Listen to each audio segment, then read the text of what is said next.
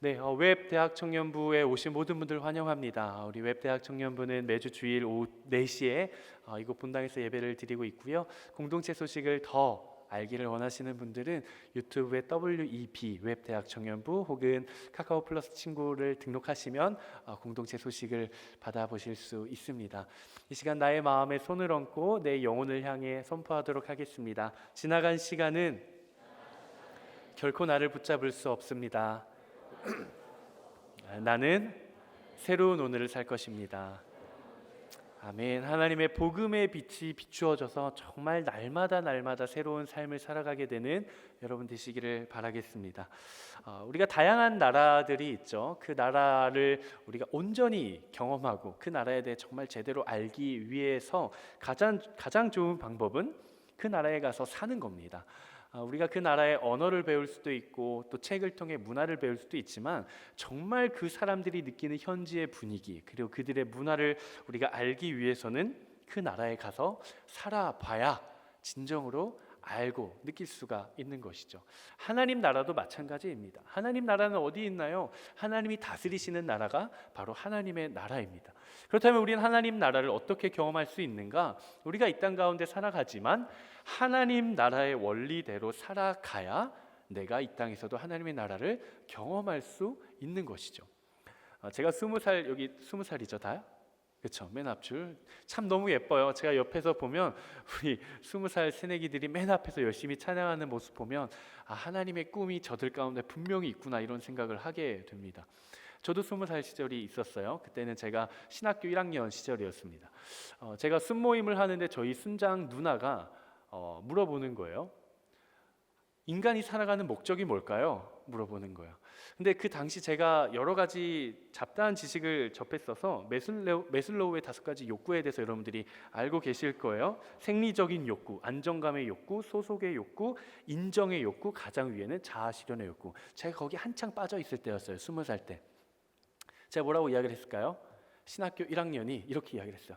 인간은 욕구를 실현하기 위해서 삽니다. 이렇게 이야기를 했어요. 그랬더니 그 순장 누나가 굉장히 당황스러운 표정을 지으면서 그래 너의 욕구를 잘 실현하렴 이라고 하면서 뭐라고 이야기를 하셨냐? 항구가 인간은 하나님 나라를 위해 살아가는 거야 라고 이야기를 하셨어요. 나름 신학생이었는데 굉장히 부끄러웠어요. 굉장히 부끄러웠으면서도 동시에 너무 크게 성렬아 너무 크게 웃는 것 같아. 네. 근데 그 시간이 저에게는 각인이 된 거예요. 그치. 인간은 하나님 나라를 위해 살아가는 것이지. 나를 부르신 그곳 가운데 하나님의 나라를 세워가고 내가 살아가면서 하나님의 나라를 경험하며 살아가는 것, 이것이 바로 나를 향한 인생의 목적이 아닐까. 그때 깨닫고 나서는 저의 인생의 방향이 하나님 나라로 결정지어지게 되었습니다. 우리가 인간에 대해서 우리가 함께 나누면서 인간의 존재의 본질에 대해 한번 나눈 적이 있습니다. 그래서 나누면서 뭐라고 제가 말씀을 드렸냐? 인간의 존재의 본질은 세상의 그 어떤 가치나 진리나 학문에서 우리가 찾을 수 있는 것이 아니라 피조물인 인간이 창조주 되신 하나님과의 관계 속에서 우리의 본질을 찾을 수 있다라고 이야기를 했습니다. 그렇다면 피조물인 우리가 인생의 목적을 발견하게 되는 건 창조주 하나님이 이 땅 가운데 이루고자 하는 목적이 무엇인지를 깨달아야 나의 인생의 방향을 우리가 찾아갈 수가 있는 것이죠. 그게 뭐라고요? 바로 하나님 나라입니다. 하나님 나라. 우리가 이 땅 가운데 하나님 나라의 원리대로 살아가야 하나님 나라를 경험할 수 있는 것이죠. 우리가 믿음을 가지고 신앙을 가지고 교회에서 예배를 드리고 말씀을 보고 큐티를 하고 찬양을 하고 기도하며 살아가더라도 내가 하나님 나라의 원리대로 살아가지 않으면 우리는 진정한 하나님의 나라를 경험할 수 없습니다. 이것은 마치 그것과 같아요. 내가 영어를 배우기 위해 영어 책만 보고 내가 일본의 문화를 배우기 위해 일본 문화 한 걸음, 첫 걸음 이런 책만 보고 가보지는 않은, 이 머리로는 알지만 내가 경험은 해보지는 못한 거예요. 내가 누군가에게 소개를 해줄 수는 있지만 확신을 가지고 선포를 할 수는 없는 거예요. 그래서 우리는 하나님 나라의 원리대로 살아가야 하는 것이죠. 하나님 나라의 원리들이 있습니다. 그 중에서 우리가 오늘 함께 나누고 싶은 하나님 나라의 원리는 바로 역설의 원리입니다.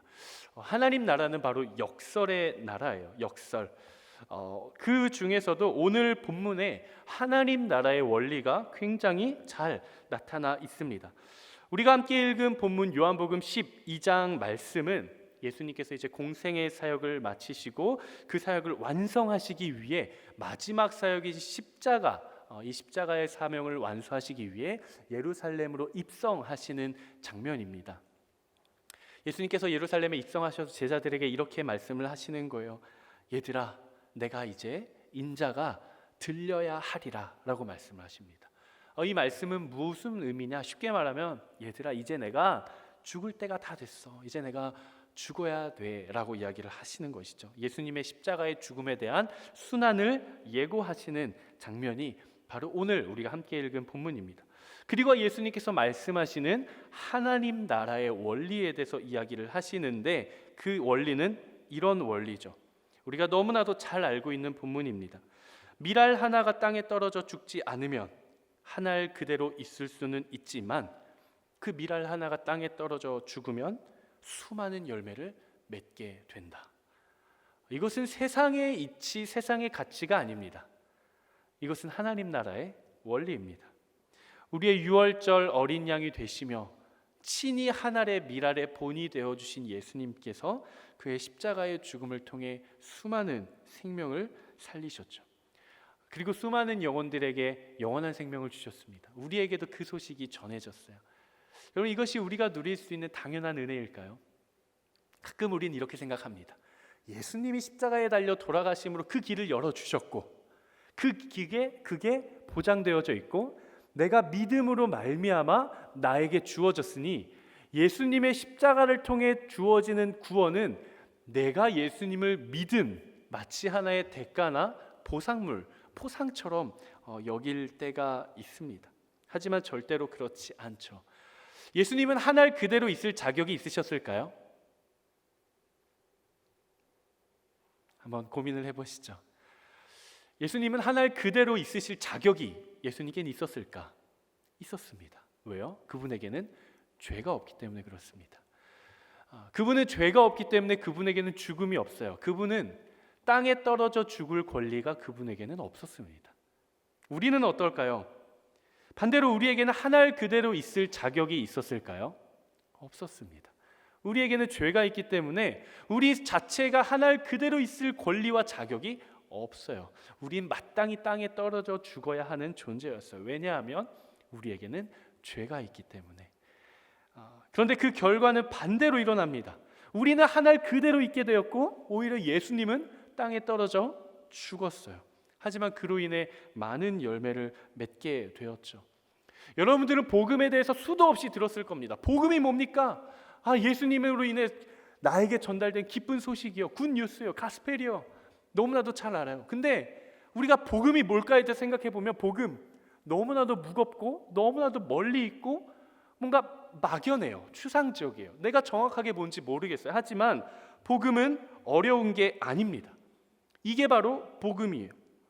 죽을 필요 없는 자가 죽게 된 것, 그리고 죽어야 하는 자가 살게 된 것. 한 알 그대로 있어야 할 그가 땅에 떨어져 죽고 땅에 떨어져 죽어야 할 우리가 한 알 그대로 있게 된 사건, 그게 바로 복음입니다. 제가 오늘 말씀을 준비하면서 올 여름 우리는 복음을 들고 열방과 민족으로 나아갑니다. 우리가 어떻게 하면 복음을 전할 수 있을까? 복음을 선포할 수 있을까? 어떻게 하면 복음을 잘 전할 수 있을까?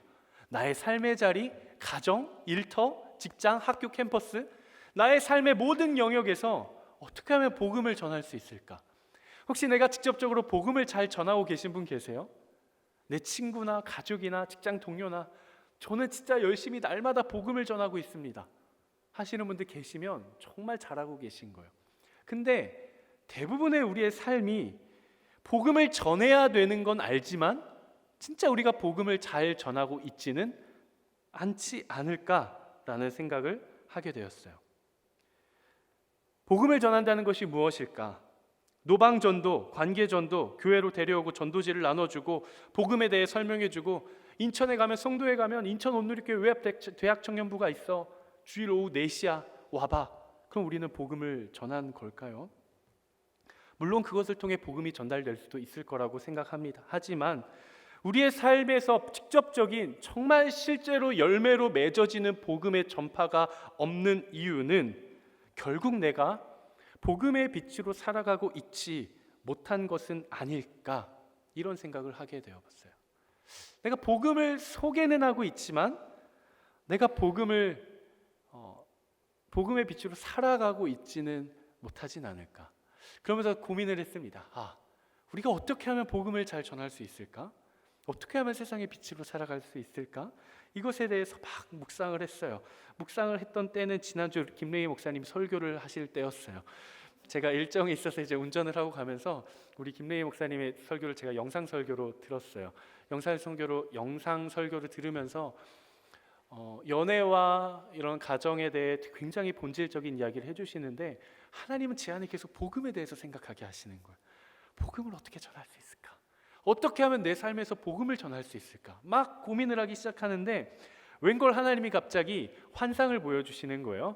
눈으로 보이는 환상은 아니었어요. 근데 그 생각은 저한테 하나님께서 주신 환상이라고 저는 생각을 해요. 어떤 생각을 주셨냐? 환경오염에 대해서 묵상을 하게 하셨어요. 웬걸 복음에 대해 묵상을 하는데 갑자기 환경오염을 생각나게 하시면서 물고기를 저한테 보여주시는 거예요. 항구가 잘 봐라. 아주 작은 물고기가 있어. 근데 그 물고기가 중금속에 중독이 되었지 뭐니. 근데 그 물고기가 잡아먹혔어. 그럼 그 중금속이 어디로 갈까? 그 물고기를 잡아먹은 물고기에게 가겠지. 조금 더 큰 물고기가 또 그 물고기를 잡아먹었단다. 그러면 그 중금속이 어디로 갈까? 조금 더 큰 물고기에게 가겠지. 그렇게 모든 물고기들이 서로를 잡아먹으며 다 잡아먹었다면 그 중금속은 어떻게 될까?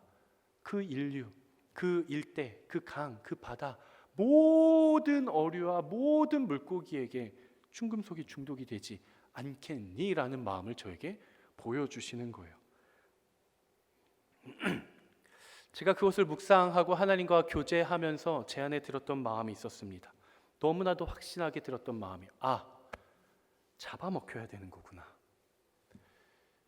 내가 예수 그리스도의 빛을 마음에 품고, 내가 예수 그리스도의 생명을 마음에 품고, 내가 복음을 마음에 품고 내가 잡아먹히면 되는 거구나. 그토록 내가 가지고 있고 내게 비추어진 복음의 빛이 전달되지 않았던 이유는 내가 잡아먹히지 않고 있었구나. 내가 잡아먹히지 않으려 하고 있었구나. 왜 복음이 전달되지 않을까? 나는 그렇게 소개를 해주고 교회를 소개해주고 공동체를 소개해주고 예수님을 소개해줬는데 왜 복음의 열매가 맺혀지지 않았을까? 내가 복음에 대해 선포하고 복음에 대해서 이야기하고 전달하고 예수님을 소개는 하기는 했지만, 교회 공동체를 내가 소개하기는 했지만 내가 그에게 진짜 복음을 주지는 않았구나. 내가 그에게 복음을 주지는 않았구나. 복음에 대해 소개하고 복음을 알려는 주었지만 그에게 복음을 주지는 못했구나 라는 생각을 하게 되었습니다. 성경 속에서 등장하는 수많은 사람들을 그러면서 묵상을 하게 되었어요. 스데반이 죽어가는 장면을 생각나게 하셨습니다. 최초의 순교자였던 스데반이 그가 돌에 맞아 죽기까지 전했던 것, 그것은 바로 복음이었어요. 그것은 바로 하나님의 나라였습니다. 그의 입술을 통해 선포되는 그 복음을 통해서도 수많은 사람들의 마음에 양심의 찔림이 있었겠지만 정말 그들의 양심을 후벼 팠던 것은 그가 죽어가는 그 순간에도 복음을 잃지 않았다는 그 모습, 복음에 대한 진실함이지 않았을까 싶습니다. 사도 바울은 어떨까요? 우리가 잘 알고 있는 것처럼 사도 바울은 수많은 예수 그리스도를 따르는 그리스도인들을 핍박하는 비방자였고 박해자였고 폭행자였습니다. 그가 스스로 그렇게 이야기를 해요. 나는 비방자요, 박해자요, 폭행자다. 그러면서 그가 자기 자신을 향해 이렇게 소개를 합니다. 빌립보서 3장 5절에서 6절까지의 말씀인데요. 한번 같이 읽어보도록 하겠습니다. 시작. 나는 8일 만에 할례를 받고 이스라엘 족속이요 베냐민 지파요 히브리인 중에 히브리인이요 율법으로는 바리새인이요 열심으로는 교회를 박해하고 율법의 의로는 흠이 없는 자다. 율법의 의로는 흠이 없는 자다라는 것은 바리새인 유망주를 나타냅니다. 바리새인 꿈나무, 유대인 꿈나무, 정말 율법주의 중에 율법주의, 바리새인 중에 바리새인. 그리고 우리가 성경을 읽어가다 보면 사도 바울이 가말리엘이라고 하는 문화에서 학문을 했는데 그냥 엘리트 집안인 거예요. 최고의 엘리트 코스를 밟은 유망주라고 생각하시면 됩니다. 그랬던 그가 예수 그리스도를 인격적으로 만나고 나서 모든 것을 다 포기해 버립니다. 우리가 함께 읽은 본문 다음 구절에 사도 바울이 이렇게 고백을 합니다. 빌립보서 3장 8절 말씀인데요, 한번 같이 읽어보도록 하겠습니다. 시작. 또한 모든 것을 해로 여김은 내 주 그리스도 예수를 아는 지식이 가장 고상하기 때문이라. 내가 그를 위하여 모든 것을 잃어버리고 배설물로 여김은 그리스도를 얻고. 내가 그를 위하여 모든 것을 잃어버리고 내가 배설물로 여기는 이유는 딱 한 가지죠. 예수 그리스도가 내 안에 들어오셨기 때문이에요. 모든 것을 잃어버렸다라고 이야기를 합니다. 그가 무엇을 잃어버렸을까요? 사도 바울은 그의 평생의 신념으로 가지고 있었던 그의 인생 그 자체를 잃어버린 겁니다. 단순히 잘못된 길에 있었던 유대주의, 율법주의에서 이제는 건강하고 제대로 된 그리스도인 교회 성도가 되었다라는 수준이 아니라 그가 나면서부터 그의 부모로부터 받았던 민족적인 분위기, 그가 평생에 배워왔던 율법, 그가 평생에 가지고 있었던 그의 신념, 그의 삶을 움직이게 만들었던 그의 삶의 동기, 그 모든 것들을 잃어버리고 배설물로 여기겠다라고 이야기를 하는 거예요. 내가 살아온 인생 전체를 나는 잃어버리겠다, 내가 배설물로 여기겠다고 선포하는 겁니다. 그 이유가 뭐라고요? 예수 그리스도의 빛이 내 안에 들어왔기 때문이다라는 것이죠. 이단에 갇힌 수많은 사람들이 있습니다. 제 지인의 이야기를 들어보면 그들이 나오지 못하는 이유가 또 있대요. 물론 그들의 사상과 그들의 영혼과 그들의 생각과 마음이 거짓된 것에 사로잡혔기 때문에 나오지 못함도 있지만, 그곳에 있다 보면 뭔가 잘못됐다를 느끼는 사람들도 있다고 합니다. 그런데 쉽게 나오지 못하는 이유가 내가 그렇게 주변 사람들을 학대하고 내가 주변 사람들을 포기하고 나의 삶을 포기하면서 이것이 옳다, 이것이 진리다라고 믿고 왔는데 달려온 끝에 그것이 없었을 때, 그것이 거짓되고 부정되었을 때 지금까지 내가 달려온 그 시간들이 부정되고 거짓되는 것이 두려워서 미처 거기를 떠나지 못한다라고 이야기를 하더라고요. 바울이 내려놓은 것은 모든 것이었어요. 사도 바울에게 있어서 하늘의 밀은 자신이 살아온 인생 전체이자 자신의 정체성이자 자신의 신념이자 그 자체였어요. 그 모든 것을 내려놓고 예수 그리스도를 얻었던 것입니다. 뿐만이 아니라 모든 제자들, 예수님을 따랐던 수많은 제자들도 예수 그리스도의 복음을 위해 자신의 생명까지도 포기합니다. 예수님의 제자였던 야고보는 헤롯에 의해 목이 잘려 죽습니다. 사도 베드로는 소아시아에서 복음을 전하다 로마에 붙잡혀 십자가에 못 박혀 죽습니다. 우리가 잘 알고 있는 마태도 복음을 전하다 목숨을 잃습니다. 또 다른 제자였던 안드레는 그리스에서 복음을 전하다 십자가에 못 박혀 죽게 되고요. 바돌로메도 십자가에 못 박혀 죽게 되고, 도마는 창에 찔려 죽게 되고, 빌립은 십자가에 못 박혀 죽게 되고, 시몬은 복음을 전하다 십자가에 못 박혀 죽게 됩니다. 그들이 복음을 전했던 방식과 그 모습들은 그들은 모두 세상에 잡아먹혔다라는 사실입니다. 예수님을 따랐던 수많은 제자들이 예수님의 가르침을 받고 믿음을 받고 하나님을 만나고 그들이 점점 더 건강해지고 그들이 점점 더 부유해지고 그들이 점점 더 윤택한 삶을 살고 행복하게 마무리를 하고 하나님 나라로 갔더라라고 증언하는 성경은 아무것도 없습니다.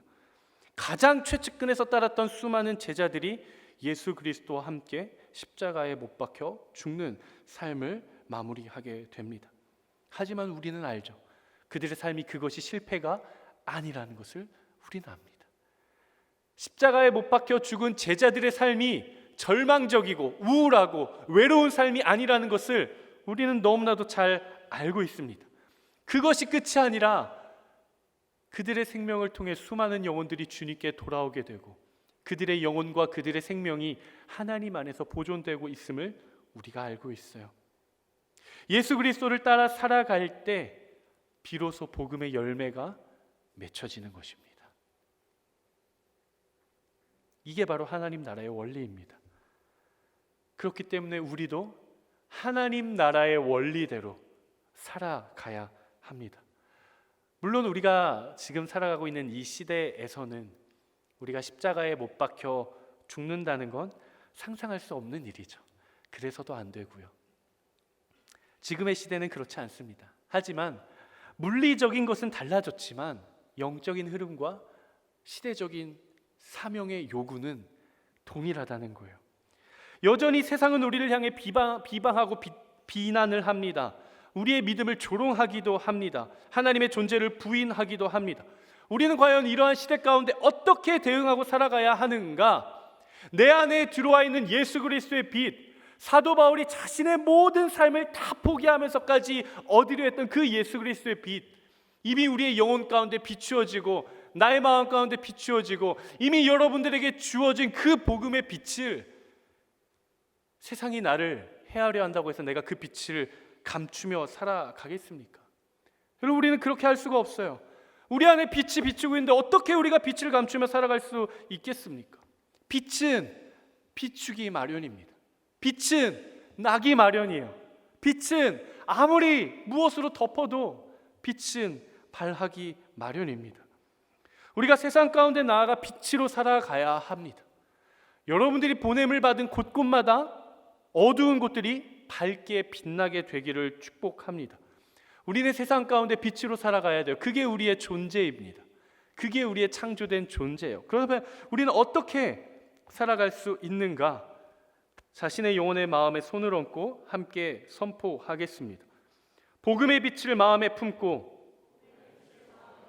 세상 가운데 잡아먹히는 것이다. 여러분들이 예수님의 복음의 빛을 마음에 품고 세상 가운데 들어가 녹아지고 잡아먹히기 시작할 때 진정한 복음이 들어가게 될 것입니다. 내가 죽고 예수 그리스도가 사는 삶, 내가 예수 그리스도의 영광을 훔쳐오는 것이 아니라 그분에게 오롯이 영광을 다 올려드리는 삶, 영광을 다 내어드리는 삶, 그 삶을 우리가 살아가야 하는 것이죠. 근데 문제가 발생합니다. 무엇이냐? 우리는 죽기 싫어한다는 거예요. 내가 세상에 가서 누군가를 잡아먹고 그 위에 올라섰으면 섰지 내가 짓밟히기는 싫다라는 거예요. 세상은 우리에게 말하죠. 네가 잡아먹히지 않으려면 네가 먼저 잡아먹어야 해. 네가 먼저 세상을 잡아먹지 않으면, 네가 먼저 경쟁자를 잡아먹지 않으면 넌 결국 잡아먹힐 거야. 넌 결국 실패할 거야. 너는 결국 짓밟힐 거야. 너는 결국 뒤처질 거야 라고 세상은 우리에게 이야기를 합니다. 그리고 세상은 말해요. 잡아먹힌 사람들은 무능력한 사람들이고 패배한 사람들이라 라는 낙인이 찍히고 맙니다. 여러분은 혹시 여러분들의 삶의 자리 가운데 내가 도저히 이 영역만큼은 잡아먹히고 싶지 않다라는 영역이 있으십니까? 여러분들이 알고 있는 누군가 가운데 내가 도저히 이 사람한테는 져주고 싶지 않다, 내가 이 사람한테는 양보하고 싶지 않다, 난 이 사람만은 꼭 이겨야겠다, 이 사람한테는 내가 허용해주고 싶지 않다 라는 사람이 있습니까? 저는 있을까요? 있을까요? 그래도 목회자인데 있을 것 같아요? 없을 것 같아요? 없을 것 같아요? 저도 있죠. 저도 있습니다. 이 영역만큼은 내가 지고 싶지 않아요. 이 영역만큼은 내주고 싶지 않은 영역이 있어요. 지키고 싶은 나의 영역이 있고요. 이 사람한테는 양보해주고 싶지 않아요. 어떻게 되든 이 사람한테만큼은 내가 설득시키고 싶어요. 이 사람을 내가 굴복시키고 싶었으면 굴복시켰지, 내가 그 사람한테 굴복당하고 싶지 않은 사람이 있는 거예요. 사람이라면 누구나 있습니다. 내가 결코 양보해주고 싶지 않은 사람, 내가 져주고 싶지 않은 사람, 내가 깎아내렸으면 깎아내렸지 세워주고 싶지 않은 사람, 내가 깎아내리진 않을지어 그래 내가 그리스도인이니까 내가 그 사람을 비난하고 헐뜯고 비판하고 그 사람을 깎아내리는 건 내 신앙의 양심이 용납하지 않으니 그러진 않겠지만, 그래도 그 사람이 잘 나가는 건 보고 싶지 않은 사람 있어요. 누구나 있습니다. 그런데 제가 말씀을 준비하면서 깨달았어요. 여전히 내가 살아 있으려 하는구나. 여전히 내 자아가 너무나도 숨쉬고 있어서 예수님이 드러나지를 않는구나. 나의 자존심과 나의 고집과 내가 이루고자 하는 소욕들과 욕심들이 여전히 살아 있어서 복음이 드러나지를 않는구나. 복음의 빛이 내 안에 들어 있는데 내가 이 빛을 다 감추고 살아가고 있구나. 사도 바울은 복음을 질그릇에 담긴 보배라고 이야기를 했습니다. 고린도후서 4장 5절 말씀이에요. 우리 말씀을 같이 한번 읽어보도록 하겠습니다. 시작. 우리는 우리를 전파하는 것이 아니라 오직 그리스도 예수의 주 되신 것과 또 예수를 위하여 우리가 너희의 종된 것을 전파함이라. 사도 바울이 이야기를 하는 거예요.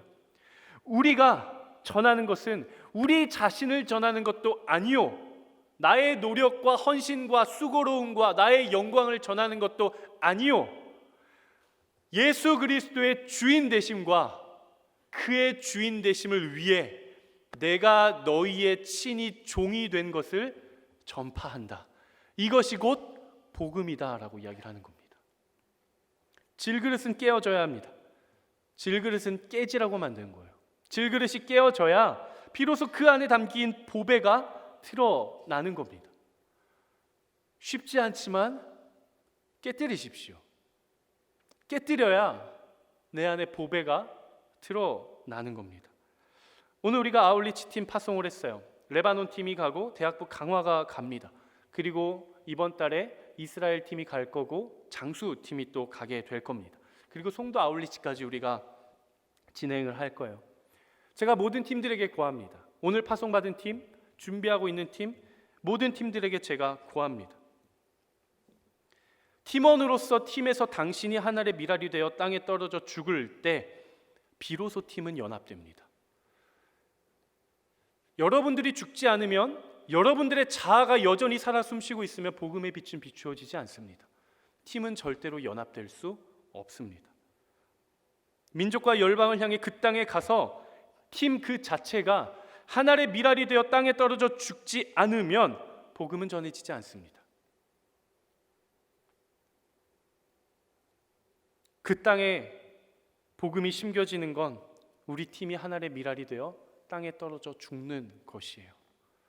그것을 위해서 우리가 반드시 기억해야 될 단어가 있습니다. 바로 권리 포기입니다. 권리 포기. 한번 따라해 볼까요? 권리 포기. 권리 포기. 권리 포기. 내가 잡아먹힌다는 것은 나의 모든 권리를 포기하는 것을 의미합니다. 마땅히 내가 누릴 수 있는 권리, 그리고 내가 마땅히 행사하고 누리고 내가 붙잡아도 아무도 뭐라고 하지 않을 내가 당연히 누려야 할 권리, 그 권리까지도 내려놓고 포기하는 것이 바로 잡아먹히는 거예요. 제가 LTC에서도 나누었지만 여러분 두 가지를 기억하십시오. 첫 번째는 팀의 연합을 위한 권리 포기입니다. 나의 권리를 포기하기 시작할 때 우리 팀은 연합을 할 것입니다. 그리고 우리 팀의 연합을 통해 하나님의 일하심은 시작될 거예요. 내가 그 민족과 열방을 향해 열심히 사역한다고, 내가 좋은 선물을 가져간다고 복음이 전해질까요? 천만의 말씀입니다. 우리가 워십을 준비해요. 단체 워십, 칼군무를 해요. 박자를 딱딱 맞춰요. 그럼 복음이 전해질까요? 그렇지 않습니다. 복음은 그 팀이 그 땅에 가서 섬기기 시작할 때, 가장 낮은 곳에 갈 때, 미랄이 되어 땅에 떨어져 죽을 때 복음은 전해지는 겁니다. 예수 그리스도는 권리를 다 포기하셨습니다. 죄가 없으신 그분, 하나의 미랄 그대로 있으실 권리가 있으셨던 그분, 만물의 창조주로 오신 그분, 시간의 주관자로 오신 그분, 생명을 다스리시는 분, 하나님의 아들이시요 하나님 그 자신으로 오신 예수 그리스도께서 이 땅에 오셔서 자신의 모든 권리를 주장하셨다면 세상에 복음은 없었을 거예요. 이놈들아, 내가 하나님의 아들인데 내가 어떻게 죽어? 내가 예수 그리스도고 내가 구원자인데 내가 어떻게 죽어?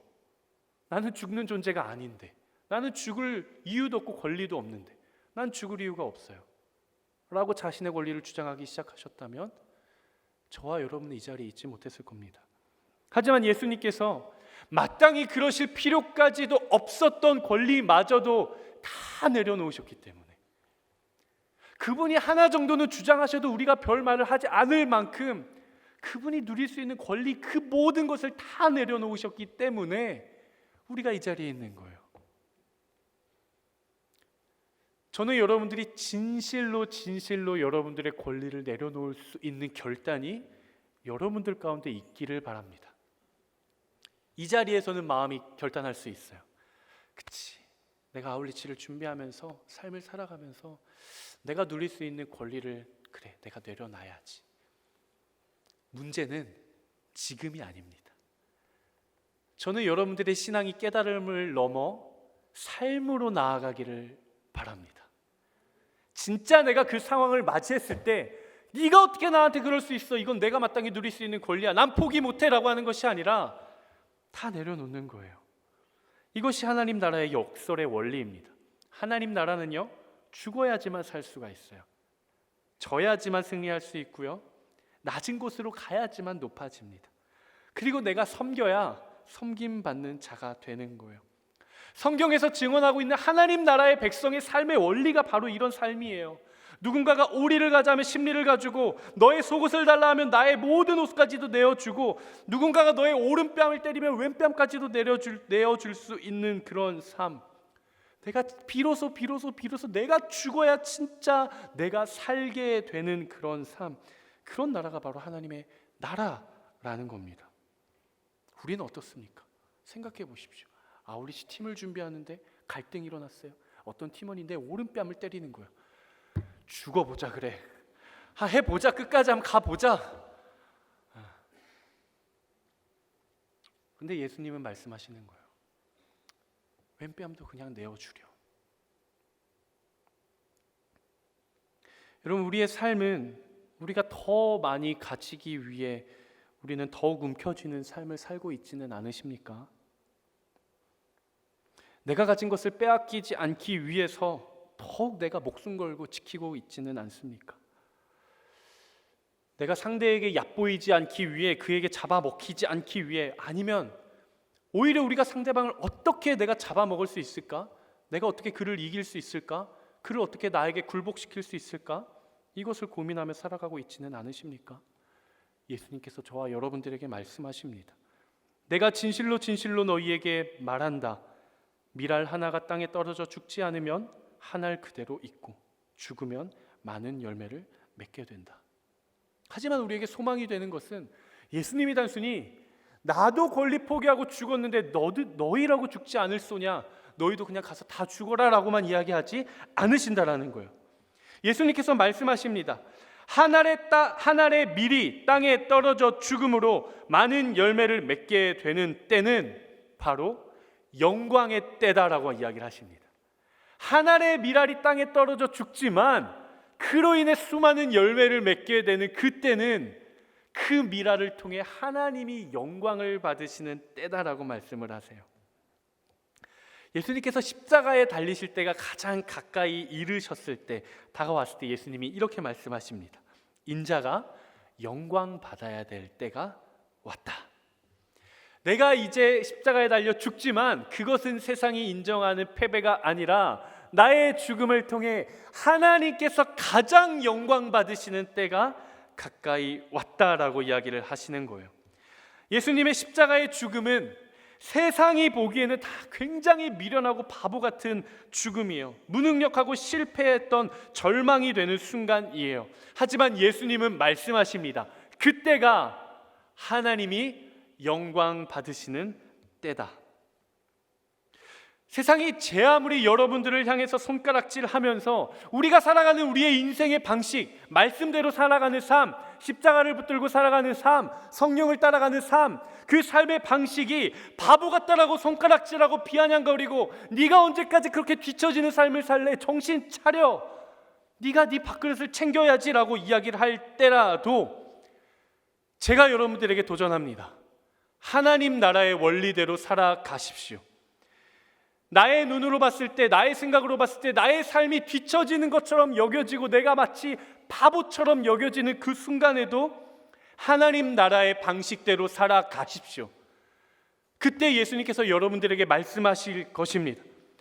바로 그런 너의 삶의 모든 순간들이 내가 너를 통해 영광 받는 때다.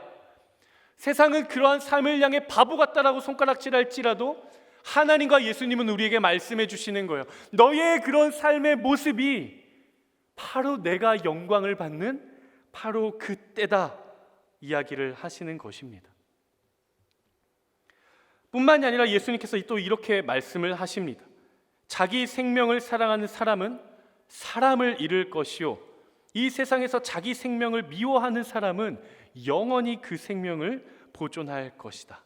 그러니까 나 자신을 사랑하고 내 생명을 사랑하고 내 자존심이나 내 고집이나 나의 뜻을 관철시키기 위해 살아가는 사람들은 무엇을 잃는다고요?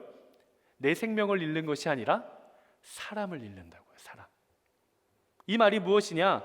예수님의 방식, 하나님 나라의 원리, 복음의 빛을 품고 예수 그리스도의 생명을 품고 누군가에게 잡아먹히는 삶을 살아갈 때, 하늘의 미랄로 살아갈 때 우리가 얻을 수 있는 게 뭐다? 사람이라는 겁니다. 사람에게는 하나님의 흔적이 있습니다. 또한 사람에게는 하나님의 꿈과 하나님의 비전이 담겨 있습니다. 그리고 사람은 하나님의 최종 목적입니다. 여러분, 우리가 이 사실을 기억해야 돼요. 하나님께서 이 땅 가운데 예수 그리스도를 보내주신 이유, 그 목적, 그 시선이 어디에 있었을까요? 사람에게 있었던 거예요. 예수님은 이 땅에 오셔서 정치 제도를 바꾸시지 않았습니다. 사회 질서를 바꾸시지 않았어요. 문화를 바꾸신 것도 아니었습니다. 예수님께서는 사람을 살리시기 위해 오셨어요. 예수님이 자신의 생명을 주신 것은 그때 당시에 있었던 로마의 통치를 뒤집고 정치 제도를 바꾸기 위해 죽으신 것이 아니에요. 정치 제도는 똑같았어요. 예수님이 죽으나 사나 똑같았어요.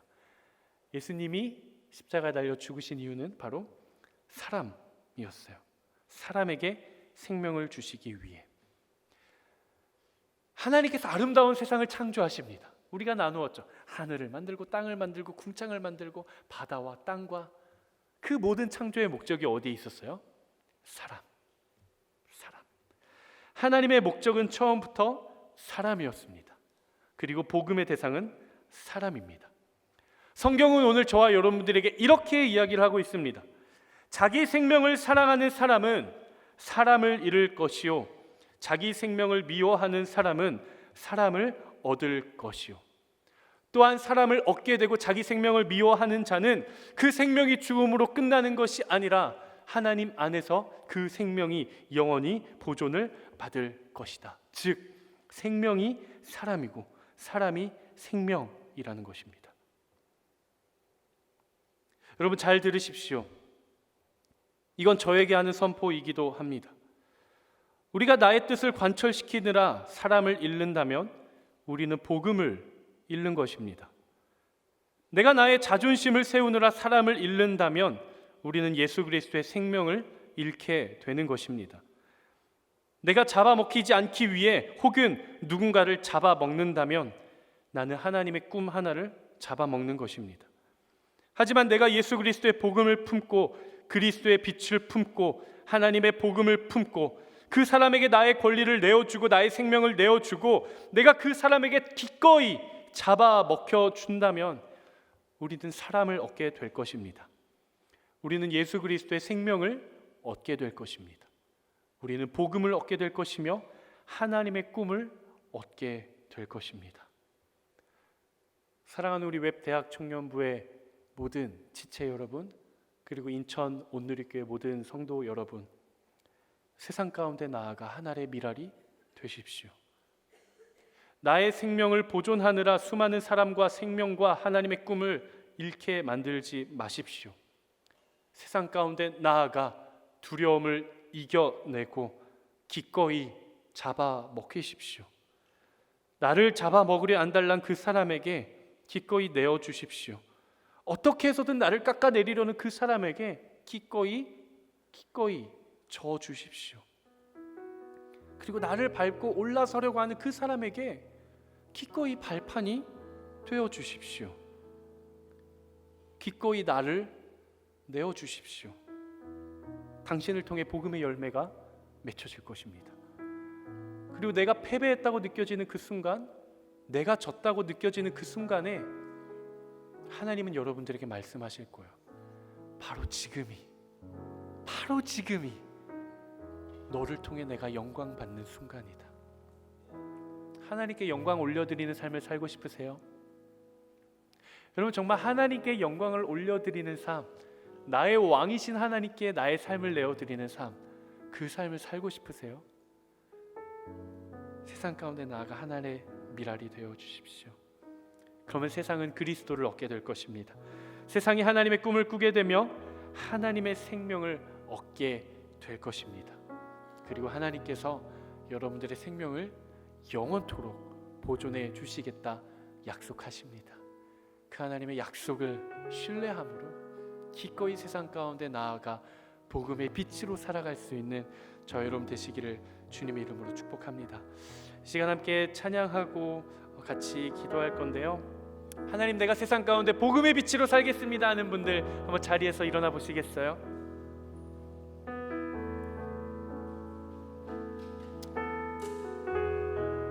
제가 찬양 인도를 오래 했습니다. 청년 때부터 찬양 인도를 참 오래 했는데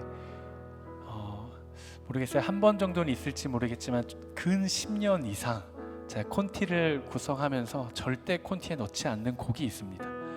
좀 오래된 찬양이기는 한데 바로 미랄이라는 찬양이에요. 왜 그 찬양을 절대로 콘티에 넣지 않게 되었냐? 나에게는 그러한 결단이 없는데 내가 그 찬양을 인도할 수가 없겠는 거예요. 찬양의 가사가 너무 무서운 겁니다. 나는 그렇게 살기를 결단하지만 나에게는 아직 그 결단이 준비가 되어 있지 않다라는 생각이 들었어요. 제가 그 10년 넘는 시간 동안 그 곡을 묻어두었는데 하나님이 그런 마음을 주셨어요. 함께 그 찬양을 불렀으면 좋겠다. 제가 이 찬양을 부르는 이유는 여러분 앞에서 저도 결단하는 겁니다. 그리고 나의 왕 되신 하나님 앞에, 하나님, 지금까지는 내가 너무 살려고만 했습니다. 하나님, 살기 위해 사는 것이 아니라 죽기 위해 사는 인생이 되게 하여 주십시오. 마치 예수 그리스도가 죽기 위해 이 땅 가운데 오셨던 것처럼, 가장 낮아지기 위해 이 땅 가운데 친히 오셨던 것처럼 하나님, 내가 그렇게 살게 해주십시오. 더 낮아지게 하시고 죽는 삶을 살게 해주십시오. 이 결단을 가지고 저도 그렇게 살아보려고 해요. 또 실패하겠지만 그렇게 살아보려고 합니다. 저는 여러분들이 함께 그렇게 살았으면 좋겠어요. 그런 마음 가지고 우리 함께 이 찬양을 하나님 앞에 올려드리며 나아가도록 하겠습니다.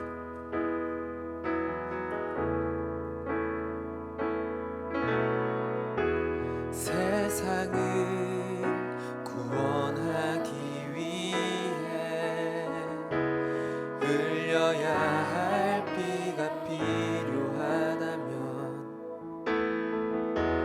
죄인을 대신하기 위해 희생의 제물 필요하시다면 내 생명 제단 위에 드리니 주 영광 위에 사용하소서. 생명이 또 다른 생명 낳고 주님 볼 수 있다면 나의 삶과 죽음도 아낌없이 드리니 죽어야 다시 사는 주의 말씀 믿으며 하늘의 미랄 되어 썩어지리니 예수님처럼 살아가게 하소서. 우리 다시 다시 한 번 더 고백합니다. 세상을 구원하기 위해 세상을 구원하기 위해 흘려야 할 피가 필요하다면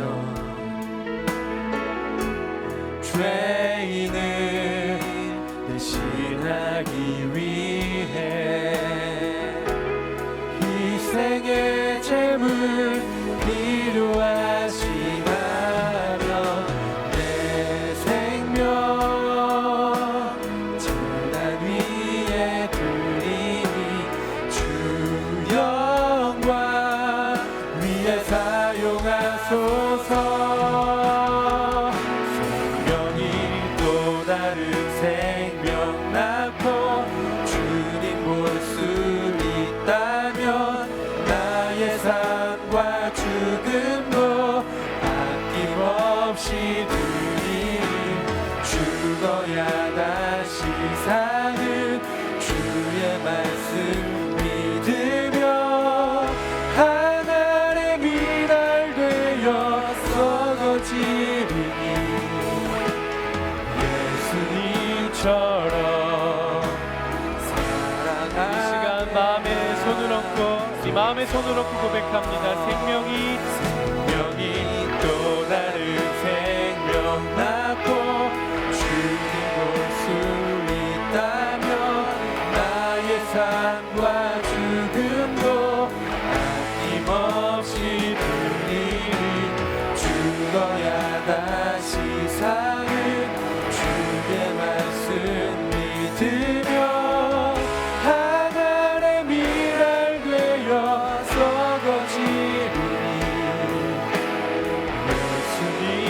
예수님처럼 살아가게 하소서. 우리 이 시간 우리가 정말 결단하고 두 가지의 기도 제목을 한 번 기도할 겁니다. 그럼 한 번 기도할 건데요, 결단하십시오. 여러분들의 결단 위에 하나님의 능력의 역사가 나타날 줄로 믿습니다. 여러분들이 마음으로 결단하고 나아가는 그 고백 위에 하나님의 일하심이 나타나기 시작할 거예요. 이 시간 함께 기도하며 나아가실 때 첫 번째는 하나님, 예수 그리스도의 복음의 빛이 내 안에 비추어지게 하여 주시옵소서. 아버지, 나의 마음이, 나의 생각이, 나의 삶이, 나의 영혼이, 나의 전인격이 예수 그리스도의 밝은 빛으로 충만해지게 하여 주시옵소서. 두 번째로 기도할 땐 하나님, 내가 그 빛을 들고 세상 가운데 나아가 그리스도와 함께 죽겠습니다. 하나님, 나를 통해 일하여 주십시오. 나를 사용하여 주십시오. 내가 넘어지는 그곳 가운데 생명이 있게 하여 주시옵소서. 세상이 복음을 보게 하시고 세상이 예수 그리스도를 보게 하시고 세상 가운데 하나님의 나라가 임하게 하여 주시옵소서. 나의 삶을 통해 하나님의 영광이 나타나게 하여 주시옵소서. 이 시간 주여 세 번 외치며 함께 기도합니다. 주여, 주여, 주여. 주여, 우리를 사용하여 주시옵소서. 주님, 우리를 사용하여 주시옵소서. 아버지, 우리에게 주의 복음의 빛을 허락하여 주시옵소서. 주여, 주여, 주여, 주여, 주여.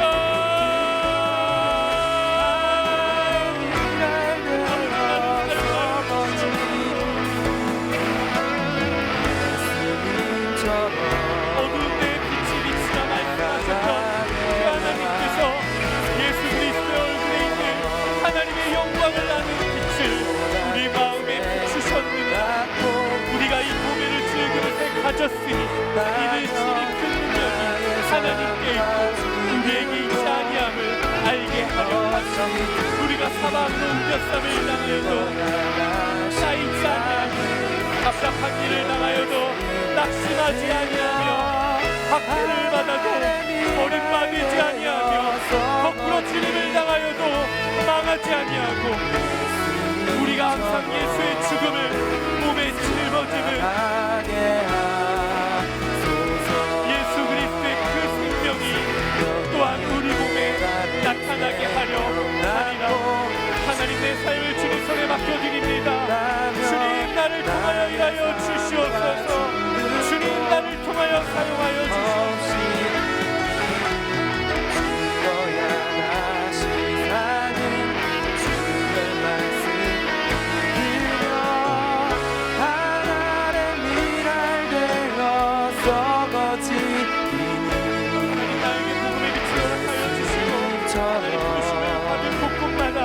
세상 가운데 아버지 담대히 잡아먹히는 자가 되게 하여 주시옵소서.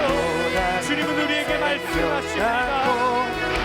자기 생명을 미워하는 사람은 사람을 잃을 것이요, 자기 생명을 사랑하는 사람은 사람을 잃을 것이요, 자기 생명을 미워하는 사람은 사람을 얻을 것입니다.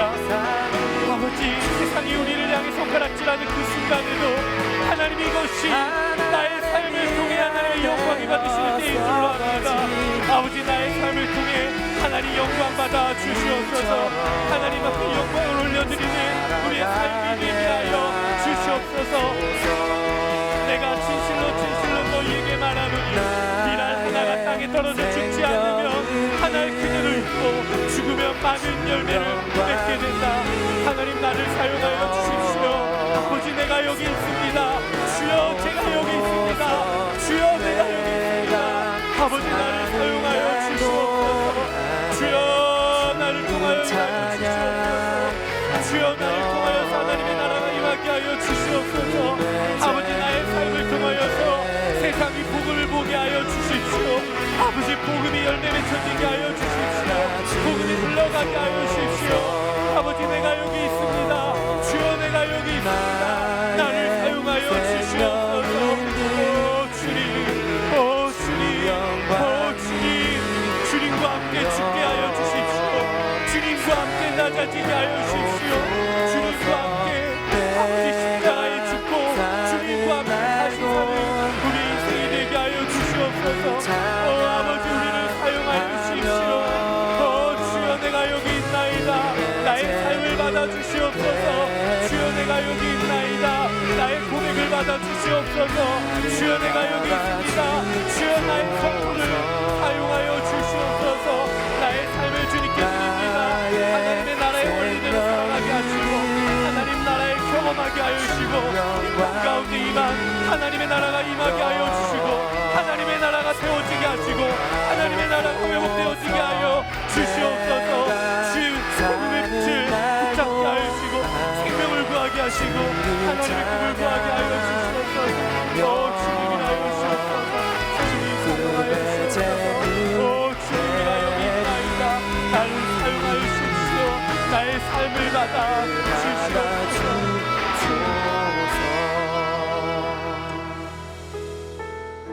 우리가 이 보배를 질그릇에 가졌으니 이는 심히 큰 능력이 하나님께 있고 우리에게 있지 아니함을 알게 하려 함이라. 우리가 사방으로 우겨쌈을 당하여도 쌓이지 아니하며 답답한 일을 당하여도 낙심하지 아니하며 박해를 받아도 버림받지 아니하며 거꾸로 뜨림을 당하여도 망하지 아니하고 우리가 항상 예수의 죽음을 몸에 짊어짐은 예수의 생명이 또한 우리 몸에 나타나게 하려 함이라. 아멘. 하나님, 예수 그리스도의 생명을 품고 그리스도의 복음의 빛을 마음에 품고 세상 가운데 나아가 하나의 미랄로 살아가게 하여 주시옵소서. 주여, 제가 여기 있사오니 나를 통하여 일하여 주시옵소서. 하나님, 나의 뜻을, 나의 자존심을, 나의 권리를 관철시키느라 사람을 잃고 복음을 잃고 하나님의 꿈을 잃는 것이 아니라 기꺼이 그리스도와 함께 죽고 그리스도와 함께 권리를 내어줌으로 사람을 얻고 예수 그리스도의 생명을 얻고 하나님의 꿈을 회복하고 하나님의 나라를 세워가는 하나님의 미랄이 되게 하여 주시옵소서.